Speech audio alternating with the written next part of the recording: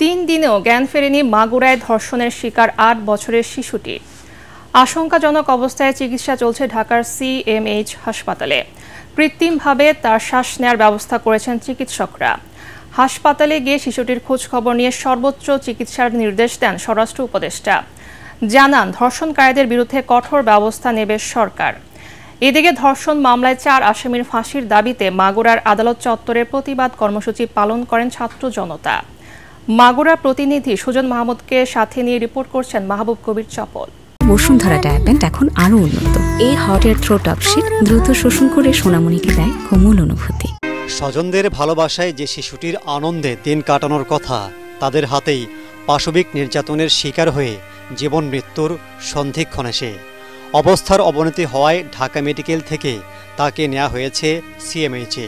শিশুটিকে দেখতে হাসপাতালে যান স্বরাষ্ট্র উপদেষ্টা। 8 বছরের শিশু আসিয়াকে নিবিড় পর্যবেক্ষণে রেখেছেন চিকিৎসকরা। সর্বোচ্চ ব্যবস্থা নিতে হাসপাতাল কর্তৃপক্ষকে নির্দেশ দিয়েছেন স্বরাষ্ট্র উপদেষ্টা। তিনি জানান, ধর্ষকদের বিরুদ্ধে কঠোর ব্যবস্থা নেওয়া হবে।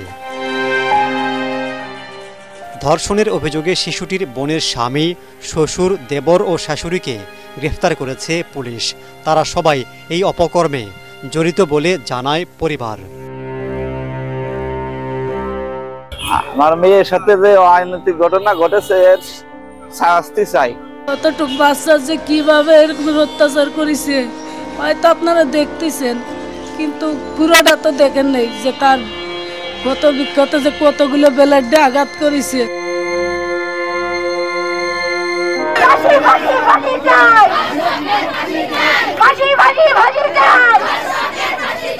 এদিকে ধর্ষকদের ফাঁসির দাবিতে মাগুরা চিফ জুডিশিয়াল ম্যাজিস্ট্রেট আদালতে অনশন করেন ছাত্র জনতা।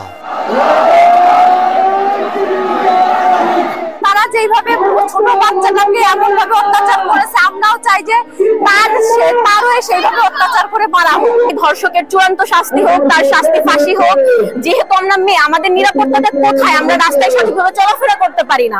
24-এর গণ অভ্যুত্থানের পরেও 2025 সালে এসে আমরা মেয়েরা কি সেফ? আমরা কি বাইরে যেতে পারি?